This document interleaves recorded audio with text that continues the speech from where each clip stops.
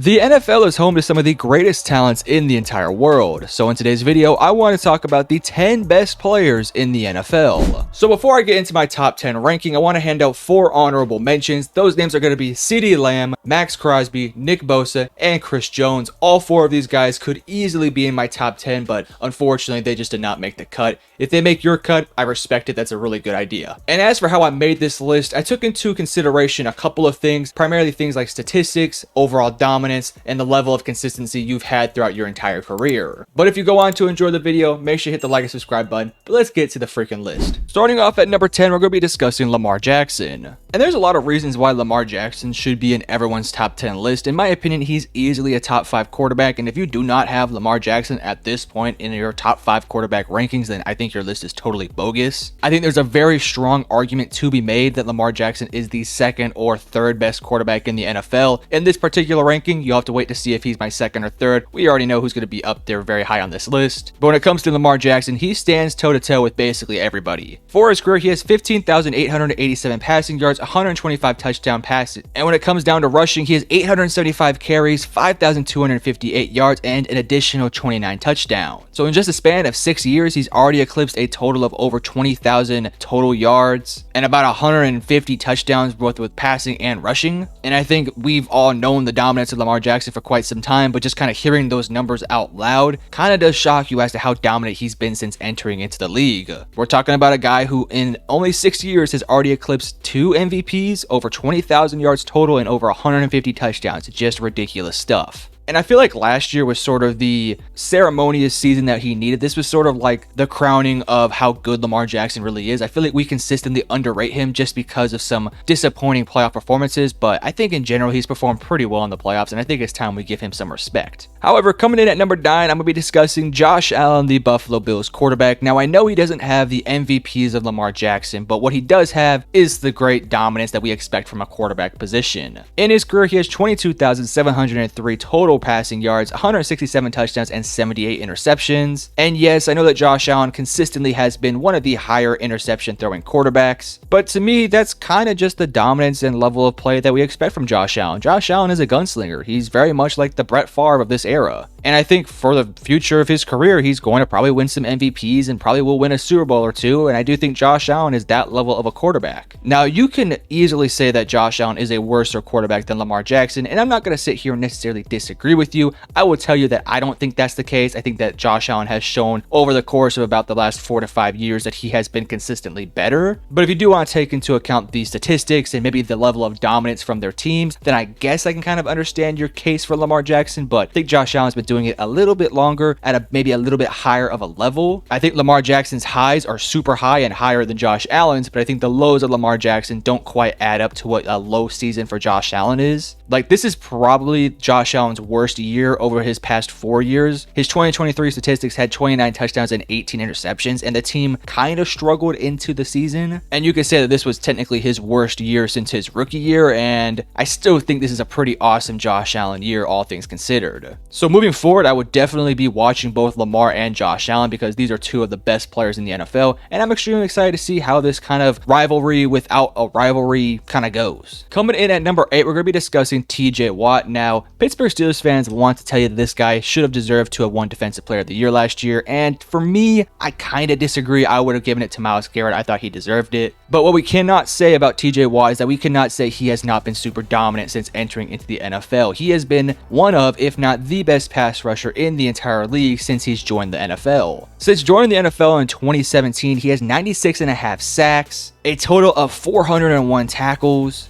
and 7 interceptions, and he has just been super dominant and in the Defensive Player of the Year conversation every single year. Now, if you want to make the case that TJ Watt deserves to be higher on this list, I'm not necessarily going to disagree with you. I just personally think there are about 6 other players who are for sure better than TJ Watt. I think TJ Watt has some extremely high highs, and when it comes down to it, when it comes down to his pass rush capability, it doesn't get a whole much more better than that. But there are some other things that I look at in this situation that does kind of point me to put him a little bit lower on the list. With that being said, TJ Watt is an awesome player and rightfully does deserve to be in anybody's top 10 list. Coming in at number 7, we're going to be discussing Trent Williams, the left tackle for the San Francisco 49ers. Now, for tackles in the NFL, there's really no statistic that gives you any sort of insight as to how good an offensive tackle is, but we all know the dominance of Trent Williams. He is probably the best tackle in the NFL and probably has been for the past couple years. Last year for the San Francisco 49ers, he played a total of 809 offensive snaps played and gave up 0 sacks. He had a PFF grade overall of 89.9, and this has just been sort of a regular season for Trent Williams. He's been doing this for quite some time. In 2022, he played 871 offensive snaps, only allowing 1 sack, and had a total overall grade of a 93.0. And you can keep going down the list. Every single year he puts up similar statistics. 2021, a 97.8 overall grade. 2020, a 91.9 overall grade. And in 2018 being probably his worst year of his recent years with a 75.6 overall grade, which is still just super dominant. Trent Williams is getting up there in age. He is over the age of 35 at this point, and at this point in his career, we do expect him to somewhat start to fall off a tad bit, but I still think he has easily another 2 to 3 more dominant years in him. It's crazy to think that at 35 years of age, he's still in a top 10 list and is still clearly the best offensive lineman in the NFL. I am super excited to see if a guy like Penei Sewell could eventually take over a guy like Trent Williams as the best tackle in the league. Maybe you could even throw in some other guys like a Tyler Smith from the Dallas Cowboys, who I know plays guard, but maybe could surpass Trent as a better offensive lineman. But we'll just have to wait and see. Trent Williams is an awesome player, a cornerstone of any offensive line, and the San Francisco 49ers are very lucky to have him. Coming in at number 6, we'll be discussing Micah Parsons of the Dallas Cowboys. Now, for Micah Parsons, I didn't think he had a fantastic season last year. I think all things considered, he had some very high highs and some very low lows. But what I will say about Micah Parsons is that ever since he has joined the NFL back in 2021, he has been the most dominant and maybe the most consistent pass rusher in the NFL. Through 3 seasons, he has 40.5 sacks and 213 combined tackles. And when it comes down to it, this guy is ridiculously dominant. Every single team has to basically send 2 to 3 offensive linemen at him just to keep him at bay. He has pass rush moves for days. He is a freak athlete, and I do think moving forward, he will win some Defensive Player of the Years for sure. Now, if you want to make the case that TJ Watt is a better pass rusher than Micah Parsons, I easily think you can make the case because the stats don't lie. But when you look at all of like the advanced stats and the double team rates and all these other crazy statistics,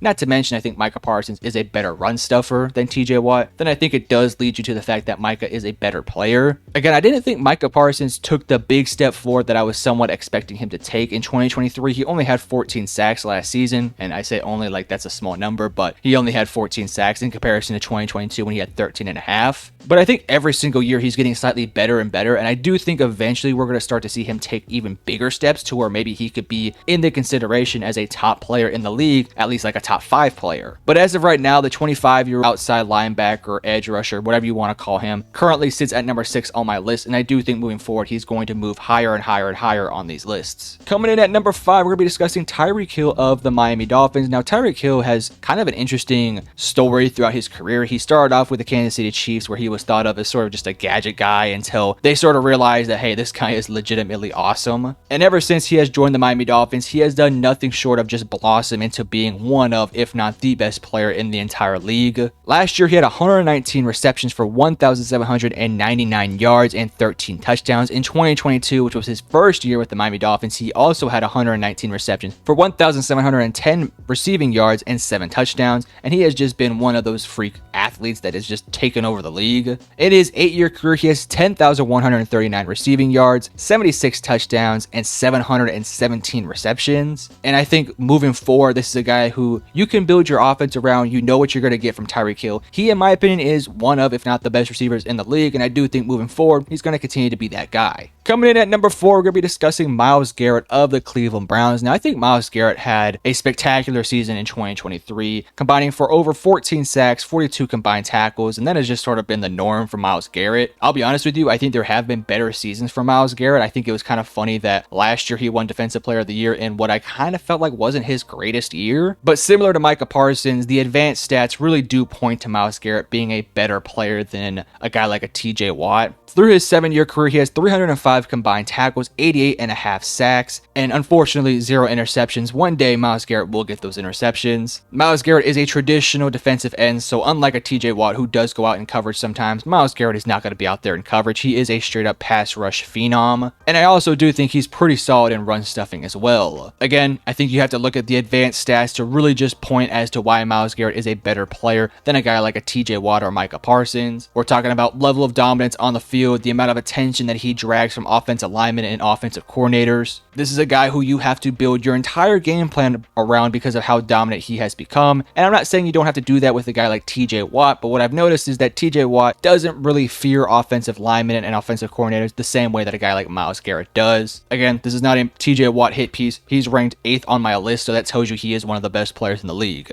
Coming in at number 3, we're going to be discussing Justin Jefferson of the Minnesota Vikings. Now, unfortunately for Justin Jefferson, I don't think the statistics are going to match up his overall ranking this upcoming season because he is playing with a rookie quarterback and injuries have sort of started to kind of stumble his career a tad bit. But through his 4 years in the NFL, he has eclipsed 392 receptions for 5,899 receiving yards and 30 touchdowns. And his most dominant year of his career was probably in 2022 when he had over 1,800 receiving yards and 8 touchdowns. And I do fully expect Justin Jefferson to continue to build onto his resume moving forward. Again, we do have some concerns with who the quarterback is. I do believe in JJ McCarthy, but at this point, he's a rookie quarterback, so it's really hard to tell what you're going to be able to get from him. But I do think moving forward, like if JJ McCarthy can turn into a guy who maybe could get over 3,000 passing yards in his rookie season, we're talking about a guy in Justin Jefferson who could easily surpass another easy 1,200 receiving yards. Justin Jefferson, in my opinion, is the most talented and most gifted receiver we currently have in the league, and standing at only 25 years of age and being number 3 on my list is just ridiculous. Next up, we're going to be talking about Christian McCaffrey at number 2.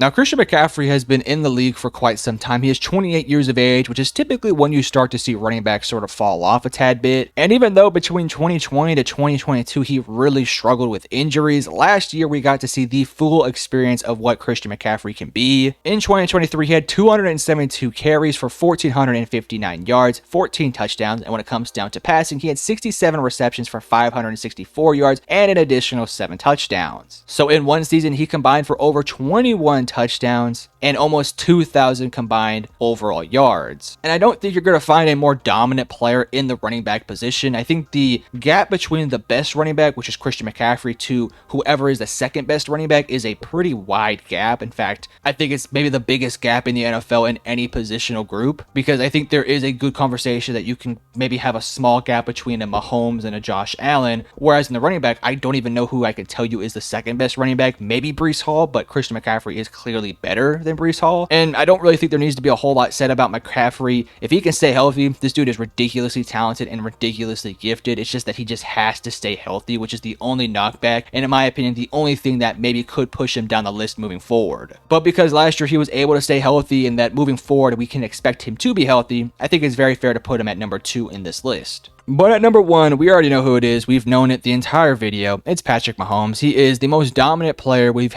maybe ever seen this early into his career. Patrick Mahomes has multiple Super Bowl MVPs, multiple Super Bowl championships, multiple regular season MVPs, and has been basically considered the best player in the league for maybe since 2018. In his short 7-year career, he has 28,424 passing yards, 219 touchdowns, and 63 interceptions. And you can make a strong case that 2023 was the weakest year of Patrick Mahomes' career since, of course, his rookie season. Even in his worst year, which you can make the case it was his worst year, he still had 4,183 passing yards, 27 touchdowns, and 14 interceptions, which is still a statistical better season than the likes of Josh Allen and Lamar Jackson. I do think moving forward, Patrick Mahomes will continue to be the best quarterback in the league, and yes, we can already make the case that he may be already up there as the greatest quarterback of all time. We'll just have to see if he can stand the test of time. But if you guys enjoyed the video, make sure you guys hit the like and subscribe button. But I love you guys. Peace.